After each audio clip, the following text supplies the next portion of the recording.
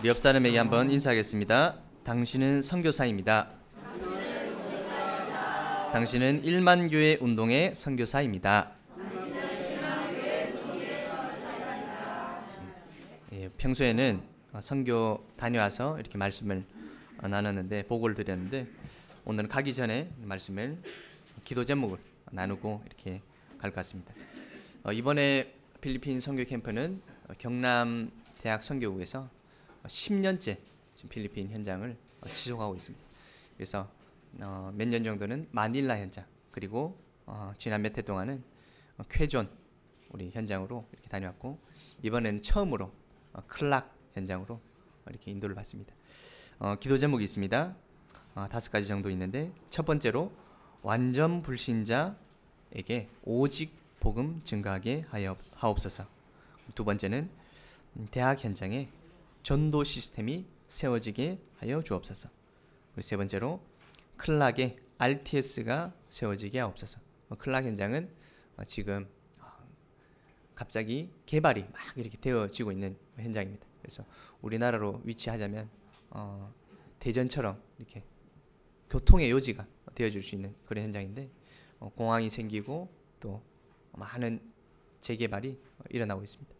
그 현장에 우리 신남선 선교사님께서 계신데, 그 현장에 RTS 세워줄 수 있도록. 그리고 우리 네 번째는 판가신안 지역의 산파비안 시의 우리 지교회를 위해서 기도하겠습니다. 우리 경남 안에 김해시가 있듯이 판가신안 안에 산파비안이라는 시가 있습니다. 이번에 그 시의 시장님께서 저희들을 초청하셨습니다. 그래서 지금까지는 전도지들을 가서 하는 전도였다면, 시장님과 만나고 지역 전체에 영향을 줄 수 있는 그런 선교 캠프가 되어질 것 같습니다. 그래서 지교회가 세워질 수 있도록. 다섯 번째는 산파비안의 RTS가 세워질 수 있도록. 그래서 우리 5가지 기도 제목 가지고 열매가 일어나는 선교 캠프 될 수 있도록 기도해 주셨으면 감사하겠습니다. 필리핀 현장에 저는 이제 개인적으로 5번째 이렇게 갑니다. 가톨릭이 83%, 기독교가 9%, 우리 이슬람이 5%, 기타 다른 종교들이 3% 정도 이렇게 됩니다. 400년 정도 이제 가톨릭 구교의 나라였던 스페인의 지배를 받았기 때문에 가톨릭이 대부분을 차지하고 있는 상황입니다. 그런데 필리핀만 선교 현장이냐? 그것이 아니라 우리가 있는 현장도 선교 현장이라는 사실을 또 확인하고 그 현장을 품고 기도했으면 좋겠습니다. 2015년도 기준으로 대한민국의 기독교인이 19.7%, 거의 20% 되어집니다. 우리가 생각했을 때는 지금 기독교 인구가 계속 줄고 있지 않냐 이렇게 생각했는데, 저도 그렇게 생각했는데, 인구 전체가 이렇게 줄다 보니까 그렇게 보이는 거지, 퍼센티지는 조금씩 이렇게 올라가고 있더라고요. 그래서 20% 정도 되는 많은 기독교인이 살고 있는 나라입니다. 그런데 우리가 사는 이 현장은 그렇지가 않아요. 전국에서 제일 복음화율이 낮은 지역은 어딜까요? 제주도입니다. 우리 제주도 출신 분들이 많이 계신데 기도를 많이 해주셨으면 좋겠습니다. 제주도는 복음화율이 8%입니다. 경남은 뒤에서 두 번째입니다. 9%입니다. 그래서 제주도와 우리 경남이 최고의 선교 현장입니다. 그 중에서도 전국에서 제일 낮은 도시가 경남에 있습니다. 경남 합천은 5.1%. 그래서 우리 경남 전체로 봤을 때는 필리핀과 똑같은 수치고, 경남 도시마다 봤을 때는 우리가 품고 기도해서 응답받아야 되는 곳입니다. 반면에 전국에서 제일 유명한 5대 사찰이 있습니다. 경남의 합천 해인사, 부산의 범어사, 경북 영주의 부석사, 경남 양산의 통도사, 전남 순천의 송광사, 5군데 있는데 경남 부산에만 3군데가 있습니다. 또 얼마 전에 뉴스에 보니까 국가에서 2조 원의 돈을 들여서 가야의 유적지를 발굴해서 개발해야 된다, 이렇게 뉴스가 나왔더라고요. 그래서 우리 고구려, 백제, 신라는 지금까지 많이 이렇게 개발했는데, 가야에 대해서는 역사만 있고 유적지 발굴이 지금까지 안 되었었는데, 그 유적지를 2조의 돈을 들여서 개발해야 되겠다. 근데 그 유적이 다 무슨 문화겠습니까? 전부 다 불교 문화. 그래서 우리 지역의 발전은 중요하지만 그 우상의 흐름 또 그 우상의 신전들이 우리가 기도해야 되는 기도 대상이라고 생각이 되어집니다. 전 세계 먼 곳 현장 이전에 우리 지역에 흐르는 우상의 흐름을 바꾸는 선교사로 역할을 감당하는 저와 여러분이 되셨으면 좋겠습니다. 또 우리 주변에는 봉화마을이 있습니다. 우리 정치적으로 또 이념 싸움 또 신념 싸움 그것이 믿음이잖아요. 그래서 복음만이 그 현장을 살릴 수 있다. 그 현장을 어떻게 살리냐? 복음 가진 우리 렘넌트가 정치 현장에 들어갔을 때만 그 현장이 살아날 줄 믿습니다. 우리 선교지 현장을 위해서 기도했으면 좋겠습니다. 첫 번째 현장이 지역 현장입니다. 우리 작년 10월 10일에 경남 지역 집중 집회가 이렇게 있었습니다. 그래서 하루 전날 탈북자 선교 캠프가 이렇게 있었는데 사실 있는지도 모르고 사실 이렇게 가벼운 마음으로 갔었는데 자여마을로 갔습니다. 우리 저희가 한번 갔었던 현장이기 때문에 뭐 특별한 만남이 있겠나, 특별한 하나님 역사 있겠나 또 이렇게 생각을 하고 인도를 받았는데 우리 전국에 있는 탈북자 제자들과 함께 또 탈북 사역을 위해서 기도하시는 우리 사역자분들과 함께 이렇게 인도를 받으니까 다르더라고요. 그래서 저는 이제 이한나 전도사님이라는 분과 함께 팀이 돼가지고 아파트 현장으로 갔는데 문을 딱 여니까 할머니 한 분이 북한 말을 딱 쓰시더라고요.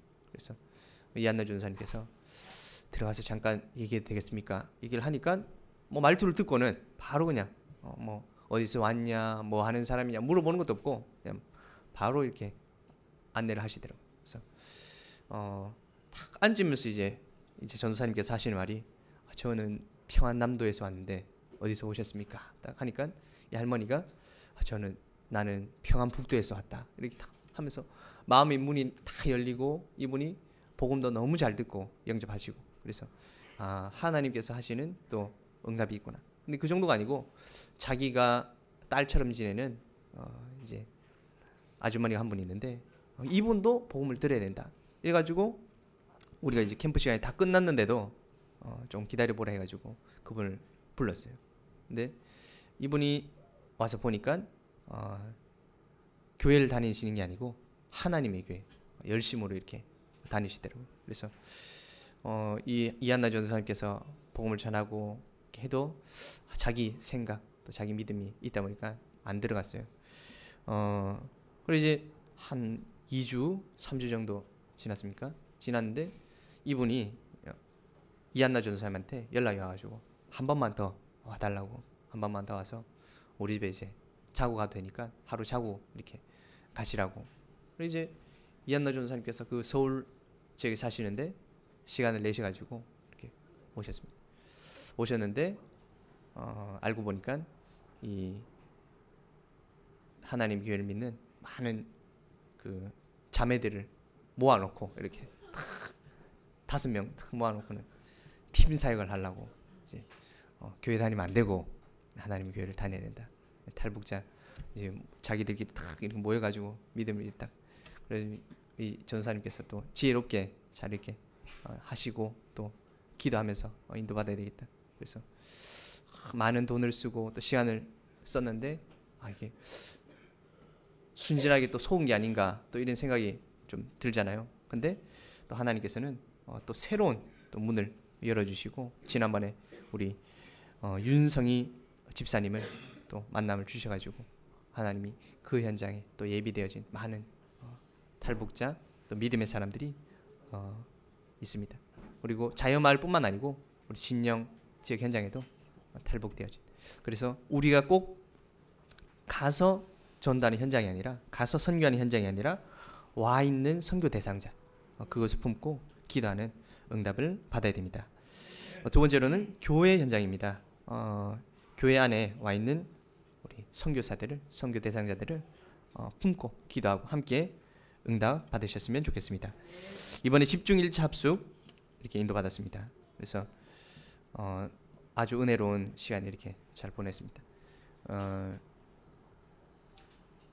저 자리쯤에 앉아가지고 메시지에 딱 이렇게 집중하고 있는데 한 랩런트가 떠들더라고요. 제가 딱 이렇게 쳐다보니까 우리 랩런트들은 제가 딱 쳐다보면 자기들끼리 막 떠들다가도 야 조용해라 조용해라 자기끼리 막 이렇게 합니다. 근데 제 눈빛이 안 통하더라고요. 우리 최수아 랩런트 우리 최수아 랩런트가 저를 딱 쳐다보고는 이렇게 아주 반갑게 이렇게 쳐다봐 주더라고요. 그래서 제가 최수아 랩런트를 보니까 누가 왔냐 우리 예? 최강식 집사님 예, 최강식 집사님과 김보현 집사님이 오셨더라고요. 그래서 은혜 받는 자리에 이렇게 입차 합숙에 이렇게 참여하셨는데 저는 그냥 이렇게 은혜 받는 시간표가 되셨구나 이렇게 생각했거든요. 근데 한 이틀 뒤에 우리 최강식 집사님께서 전화 오셔가지고 다락방을 해달라고 이렇게 말씀 주셨는데 여러분들 그냥 다락방이 열렸구나 이렇게 생각하시겠죠. 저는 고등학교 때부터 다락방을 했거든요. 고등학교 때도 다락방 하고 대학교 때도 다락방 하고 전도사 때서도 다락방 하고. 그런데 모든 다락방은 제가 열은 다락방입니다. 우리 찾아가가지고 다락방 하셔야 됩니다. 이렇게 오면 이제 하고 싶지 않은데 제가 하자고 하니까 어쩔 수 없이 이렇게 하는 것 같은 표정으로. 근데 이제 제 인생의 처음으로 다락방이 열린 다락방이 열려졌습니다. 여러분 현장에서 되어지는 다락방이 되었으면 좋겠습니다. 우리 최강식 집사님이 재밌다 이렇게 얘기를 하시더라고요. 저는 더 재밌습니다. 왜냐? 열린 다락방이라서.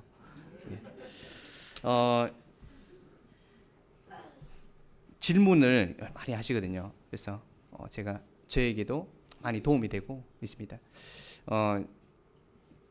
뭐라고 질문하셨냐? 이순신 장군이 구원받을 수 있습니까? 이렇게 질문하셨는데 저는 이제 단순하게 우리는 이제 늘 이 다락방 교회 다니다 보니까 이순신 장군 당연히 구원 못 받습니다. 왜? 예수 그리스도를 안 믿어서. 이렇게 단순하게 생각하고 지나갔잖아요. 그런데 그것이 아니라 저는 곰곰이 생각을 하게 되더라고요. 왜 이순신 장군이 구원을 못 받았을까? 그렇게 훌륭한 일을 하고 나라를 위해서 충성하고 왜구를 무찌르고 했는데 그때는 이제 생각이 안 났는데 계속 생각을 하다 보니까 이순신 장군 아버지 잘못이다. 왜냐? 이순신 장군에게 복음을 안 전해줬어요. 나라에 충성하는 건 가르쳐주고 열심히 공부하는 건 가르쳐줬는데 복음이 뭔지를 가르쳐주지 않았습니다. 그러면 이순신 장군 아버지는 왜 복음을 안 전해줬을까요? 이순신 장군 할아버지한테 그 복음을 못 들었어요. 그래서 할아버지 올라가면은 누가 나오냐? 아담이 나오고 또 그 사이에 보면 노아가 나옵니다.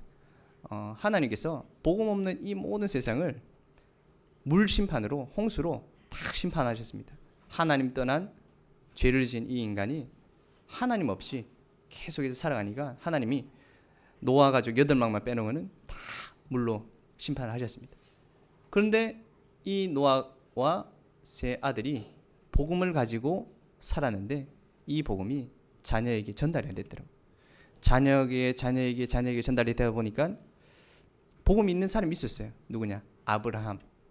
또 그 시대에 당대에 살았던 욥 같은 사람들은 복음을 가지고 있었습니다. 그런데 대부분의 사람들은 복음 없이 세상의 기준을 가지고 바벨탑을 쌓고 살아갔습니다. 그래서 이순신 장군이 구원 못 받은 건 누구 죄다? 조상의 죄다. 그래서 저는 우리가 원죄, 조상의 죄, 자범죄 이렇게 하잖아요. 조상의 죄가 뭘까? 나쁜 짓을 한 거, 남한테 해코지한 거, 아니면 정직하지 않게 산 거? 그게 아니고 자녀에게 복음을 전달 못한 것이 죄다. 그래서 우상 숭배, 하나님 떠나 살도록 교육시킨 것이 죄입니다. 그래서 저와 여러분이 가정 가문에 또 자녀에게 복음을 전달하는 그 응답의 주역들로 쓰임 받으셨으면 좋겠습니다. 또 얼마 전에 인터넷 뉴스 기사를 보니까 보신 분들도 많이 있을 것 같은데 지금 이순신 장군 그 충무공파, 예, 지금 난리가 났습니다. 왜냐하면은 그 현충사라고 이순신 장군의 덕을 기리는 사당을 세워놨는데 그 사당의 현판이 지금 누가 썼냐?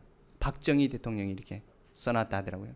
예, 한글로 이제 현충사 이렇게 쓰여 있는데 이번에 15대 맏며느리 되시는 최순선 씨가 거기에 대해서 이의를 제기했어요. 이제 15대 종소는 이제 자녀를 못 남기고 죽고 이제 맏며느리가 이제 그 재산에 대한 자기의 그 소유권을 가지고 있는데 왜 숙종 임금이 현판을 한문으로 쓴 거를 빼고 왜 박정희 대통령이 쓴 그 현판을 달아놨냐? 그래서 이 원래대로 현판을 안 바꾸면 뭐 그런 난중일기라든지 이런 유물들을 이제 한 번씩 이렇게 보여주거든요. 근데 이제 안 보여주겠다. 내가 이제 그걸 가지고 내 권한을 가지고 안 보여주겠다. 이렇게 얘기를 하더라고요. 그래서 원래는 이제 그 사당이 있었는데 흥선대원군 때 모든 전국에 있는 쇄국 정책만 쓴 게 아니고 모든 이런 우상 숭배하는 걸 좀 없앴나 봐요. 근데 이 박정희 대통령 때 새로 저를 지었어요. 그래서 제가 그걸 보면서 어떤 생각으로 그런 일을 했냐 보니까 대통령이 한 거는 사람이 한 건데 임금이 했던 거는 왕이 했던 거 아니냐. 그래서 그 왜 왕이 했던 거를 대통령이 나가가지고 자기 마음대로 현판을 바꾸냐 그렇게 얘기를 한 것 같더라고요. 그런데 이분이 잘못 생각한 게 있습니다. 뭐냐, 대통령은 사람이고 임금은 왕이라고 이렇게 생각을 하거든요. 근데 임금이 이 시대의 임금은 신과 소통하는 제사장적인 역할을 하는 사람이었습니다. 그래서 우리가 보면은 제 영화를 보니까 그 최근에 남한산성이라는 영화가 있었습니다. 그래서 이제 오랑캐가 쳐들어와서 나라가 이렇게 망할 위기에 처했는데 신하들이 두 패로 나뉘어졌어요. 지금 우리가 죽을 위기에 처해 있으니까 항복을 해야 된다 이렇게 하는 한 사람이 있었습니다. 한 사람. 나머지 모든 사람들은 항복하면 안 된다. 종묘와 사직의 안위를 위해서 오랑캐에게 나라를 내주면 안 됩니다. 지금 나라가 망하게 생겼는데 지금 뭐가 더 중요하다? 종묘 사직이 더 중요하다. 종묘가 뭐냐? 역대 왕들의 위패를 모셔놓은 사당입니다. 우리 그 한 번씩 TV에 보면은 경복궁 보이죠? 경복궁 정문이 이제 남쪽으로 있는 문이 광화문입니다. 광화문 많이 들어보시잖아요. 광화문 앞으로 쭉 가면은 이렇게 이순신 장군 세종대왕 동상이 딱 앉아 있습니다. 광화문 광장 쫙 앞으로 가면은 이순신 장군 동상이 딱 서 있어요. 근데 이 광화문 오른쪽으로 쫙 이렇게 가다 보면은 종묘가 있습니다. 종묘는 뭐 안 되냐? 조선 첫 왕부터 마지막 왕까지 모든 그 무덤을 다 모아놓은 것입니다. 제사를 드리는 것입니다. 평소에는 문을 다 닫고 있어요. 그런데 제사 때가 딱 되면 모든 문을 다 열어놓고는 거기에다가 제사를 합니다. 그래서 종묘 제례악, 그래서 제사 드릴 때 하는 악기. 이제 사직은 뭐냐? 바로 토지신과 곡식의 신을 말하는 것입니다. 그래서 우리나라는 농경 사회이기 때문에, 조선 시대는 농경 사회이기 때문에 곡식과 토지의 신을 잘 섬겨야 된다. 그게 누구냐? 바로 왕입니다. 그래서 왕이 비가 안 오면 기우제를 드리고 제사를 하고, 그래서 비가 안 오면 누가? 왕이 부덕해서 그렇다. 그래서 무슨 말을 하고 싶으냐? 우리 현장이 지금 우리가 이거 살고 있는 우리 민족이 5,000년 동안 우상 숭배를 하고 그리고 제사를 지내던 그런 나라였습니다. 우리 지역 현장과 우리 민족 현장을 위해서 기도하는 저와 여러분이 되었으면 좋겠습니다. 세 번째로 개인 현장입니다. 우리 중고등부가 있는데 주가영 랩런트 빼고는 다 이제 중직자 같다 이렇게 얘기를 했었거든요. 이제 주가형 랩런트도 중직자 돼가지고 중2잖아요. 중2. 우리나라는 이제 중2병이다 이런 말을 많이 하는데 철이 들었다. 반대말인데 철이 안 들었단 말인데 보니까 맞더라고요. 왜냐하면 우리나라는 이제 중2병이다 뭐 이제 안 된다 이렇게 있는데 유대인들은 13살이 되면 뭘 하냐? 성인식을 합니다. 그래서 렘넌트의 달란트를 찾아주고 거기에 대한 맞는 전문의를 붙여주고 네가 앞으로 이걸 가지고 하나님과 언약을 가지고 성공해야 된다. 성공할 수밖에 없다. 계속해서 정체성을 심어주다 보니까 복음이 아닌데도 전 세계를 장악할 만큼 응답을 받을 수밖에 없습니다. 그래서 제가 늘 우리 중고등부 렘넌트들한테 미안하고 안타까운 마음이 있습니다. 유대인들도 저렇게 복음도 없는 사람들이 예수만 틀렸다, 예수만 믿으면 안 된다 얘기하는 그 사람들이 그 사람에게 딱 붙어가지고 서밋의 길로 갈 수 있도록 도와주는데 우리도 복음 가진 우리도 우리 렘넌트들에게 그 일을 전달해야 되지 않겠냐. 그러려면 뭐가 필요하다? 나에게 복음이 필요하다. 그래서 제일 현장이 누구냐?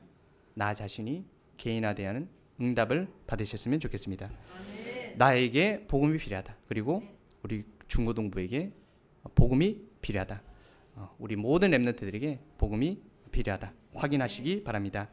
그래서 오늘 바울 사도가 디모데에게 한 말입니다. 너는 그리스도 예수 안에 있는 은혜의 가운데서 강하고, 그래서 그리스도 안에서 이렇게 말을 했는데 그리스도 안에서 강하다는 게 어떤 말이겠습니까? 종이가 이렇게 한 장 있으면 이거는 힘이 없습니다. 그런데 성경책 안에 딱 이렇게 들어가면 이 종이를 찢으려면 성경책 전체를 찢어야 됩니다. 그래서 우리가 개인의 힘으로 살아갔을 때는 약해 보이지만 복음 안에서 그리스도 안에서 있을 때 최고의 응답과 은혜 속으로 들어갈 줄 믿습니다. 그래서 그리스도 안에서 이 말은 성경 안에서, 그리스도 이 말은 복음 안에서, 그리스도 안에서란 말은 교회 안에서, 그리고 그리스도 안에서란 말은 7학교 안에서 우리가 그 응답을 받으셨으면 좋겠습니다. 육학교가 아니고 이제 7학교입니다. 그래서 올해의 주인공은 누구냐? 올해의 주인공은 다른 데는 미안하지만 새로 세워진 우리 서밋스쿨이 주역이 될 줄로 믿습니다. 그 증거가 있습니다. 영적 서밋, 기능 서밋, 문화 서밋 이렇게 되는데 복음이 이제 각인뿌리 체질되다 보니까 우리 렘넌트들이 공부를 하기 시작했습니다. 그래서 올해 2018년도는 서밋스쿨의 최고의 응답의 해가 되어질 줄로 믿습니다. 제가 원당 기도회 이때 이제 기도 제목을 이제 다 이렇게 냈잖아요. 그래서 제가 이제 세 가지 기도 제목을 냈습니다. 지역의 모든 사람이 복음을 듣게 하옵소서. 그리고 두 번째로 3제자의 응답받을 우리 중직자와 팀을 응답을 받게 하옵소서. 그리고 3서밋 렘넌트를 키우는 응답을 받게 하옵소서. 제가 딱 냈는데 목사님이 하나 빠졌다고 그러시더라고요. 그래서 무슨 기도 제목인가 제가 몰라가지고 가만히 이렇게 있는데 후대 언약이 빠졌습니다. 그래서 제가 보면서 아직까지 제가 생각이 없구나, 좀 그 부분에 대한 기도가 없구나 생각이 됐는데 이번 시간표를 통해서 언약으로 붙잡게 됐습니다. 이번에 그 세계대학 예비대학교 수련회를 가니까 이제 예비 대학생들에게 메시지를 이렇게 주시는데 대학생활을 어떻게 하고 신앙생활을 어떻게 하고 이렇게 얘기를 해야 되는데 지금 전 세계의 추세에 대해서 얘기를 하더라고요. 그래서 이슬람은 지금 8명, 9명, 10명, 12명 이렇게 낳고 기독교 특히 잘 살고 있는 기독교 나라들은 지금 자녀를 출산을 하지 않는다. 그러다 보니까 자동적으로 영국은 지금 아시다시피 외국에 많은 이민들이 왔는데 기독교인들은 애를 안 낳고 그리고 다른 종교 사람들은 계속 애를 낳고 그래서 독일은 지금 종교개혁 500주년 행사를 2017년에 했습니다. 그런데 500주년의 행사는 했는데 종교에 대한 우리의 복음에 대한 정체성이 흔들리고 있습니다. 어느 정도냐? 우리가 이제 신교 교회 다니는 사람들이 얼마 안 모이니까 저희 구교 카톨릭하고 같이 예배드리면 되지 않겠냐? 그래서 한 달에 한 번씩 합동 예배드리고, 그래서 복음이 희미해져가고 있는 이 시대에 언약이 뭐냐? 복음 가진 렘넌트를 많이 만드는 것이 저 여러분이 후대의 언약이 되어줄 줄로 믿습니다. 그래서 제가 언약을 붙잡았습니다. 그래서 올해는 장가를 가겠다가 아니고 제가 가겠다면 뭐 갈 수 없으니까 하나님이 보내실 줄로 믿습니다. 네. 지금까지 언약을 안 붙잡았거든요. 지금까지 결혼해야지, 그래, 뭐 해야지. 근데 그게 아니고 언약을 붙잡은 속에서 하나님 하시는 응답을 받았으면 좋겠습니다. 예, 기도해 주시기 바랍니다. 그러려면 우리가 어떻게 해야 되냐? 매일 실천입니다. 매일 복음 실천, 매일 강단 실천, 매일 삼원을 실천. 그래서 우리 인생이 복음, 전도, 선교, 훈련, 후대, 많은 기도 제목들이 있겠지만 이 흐름 속에서 인도받아야 됩니다. 매일 복음 실천, 매일 강단 실천, 매일 삼원을 실천 되는 한 사람이 누구냐? 바로 선교사입니다. 사단의 전략이 있습니다. 우리 성경을 한번 찾아봤으면 좋겠습니다. 출애굽기 8장 25절입니다.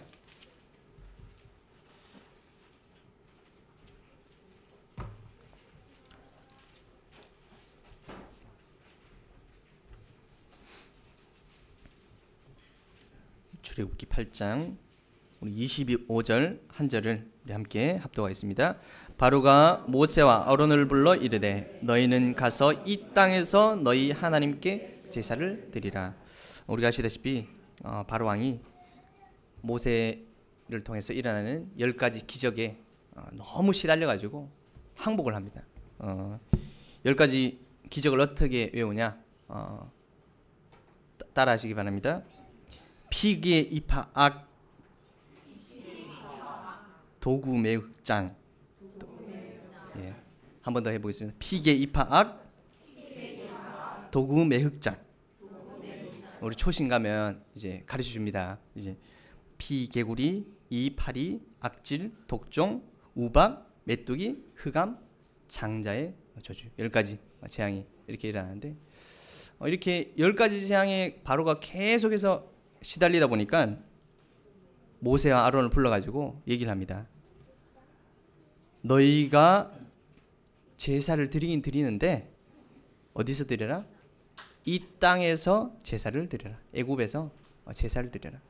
저와 여러분이 다른 그 어떤 것보다 예배의 응답을 놓치지 않는 저와 여러분이 되었으면 좋겠습니다. 사단이 바라는 것이 뭐냐? 다른 거 다 해라.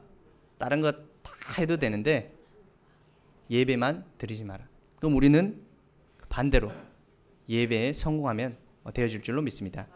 두 번째 전략이 8장 28절입니다. 우리 28절 함께 합독하겠습니다. 바로가 이르되 내가 너희를 보내리니 너희가 너희의 하나님 여호와께 광야에서 제사를 드릴 것이나 너무 멀리 가지는 말라. 그런즉 너희는 나를 위하여 간구하라. 제사를 드리긴 드리는데 광야를 가긴 가는데 멀리 가지 말고 바로 옆에서 예배를 드려라. 그래서 우리 많이 하는 말이 있잖아요. 신앙생활 하긴 하는데 적당히 해라. 그래서 적당히 그 교회 다니는 것도 적당히 해야지 너무 열심히 하면 광신도처럼 이렇게 되면 안 된다. 뭐 아주 일리 있는 말처럼 이렇게 얘기를 하는데 우리는 적당히 하는 게 아니고 목숨 걸고 응답받는 저 여러분이 되었으면 좋겠습니다. 세 번째 우리 사단의 전략입니다. 우리 10장 출애굽기 10장 11절입니다. 출애굽기 10장 11절 우리 한 절을 함께 합독하겠습니다. 그렇게 하지 말고 너희 장정만 가서 여호와를 이것이 너희가 구하는 바니라. 이에 그들이 바로 앞에서 쫓겨나니라. 사단의 전략이 뭐냐? 예배 드리지 마라. 예배 드려도 적당히 드려라. 그리고 어쩔 수 없이 그리고 예배 드리고 은혜 많이 받고 하는데 누구만? 장정만 가서 예배를 드려라. 우리 렘넌트들은 놔두고 예배 드리고 은혜 많이 받고 끝내라. 렘넌트에게 복음을 전달하지 마라. 이 사단의 전략입니다. 우리가 하나님께 받은 이 복음을 우리 렘넌트들에게 전달하는 저와 여러분이 꼭 되셨으면 좋겠습니다. 그래서 1만 교회 운동을 위한 도전회가 2018년 되어질 것입니다. 111 운동. 자립한 한 개의 교회가 미자립한 한 개의 교회를 1년간 도우는 것이다. 우리 교회 안에서도 자립한 한 사람이 자립되어지지 못한 한 사람을 1년 동안 도우는 선교사의 응답을 받는 저와 여러분이 되시기 바랍니다. 기도하겠습니다. 하나님 아버지 은혜 감사합니다. 2018년 한 해 가운데 1만 교회의 운동에 도전의 해가 되게 하여 주시옵소서. 하나님이 원하시는 복음과 전도, 선교, 렘넌트 후대 살리는 선교사의 응답 속으로 들어갈 수 있도록 하나님 붙잡아 주시고 응답하여 주시옵소서. 사단의 모든 전략을 복음 한 가지로 깨뜨리고 또 하나님이 가장 원하시는 계획과 응답 속으로 들어갈 수 있는 말씀의 흐름 타는 우리 모든 중직자들과 성도님들과 렘넌트가 되어줄 수 있도록 하나님께 성령으로 역사하시고 응답하여 주시옵소서. 살아계신 예수 그리스도 이름으로 기도드립니다. 아멘.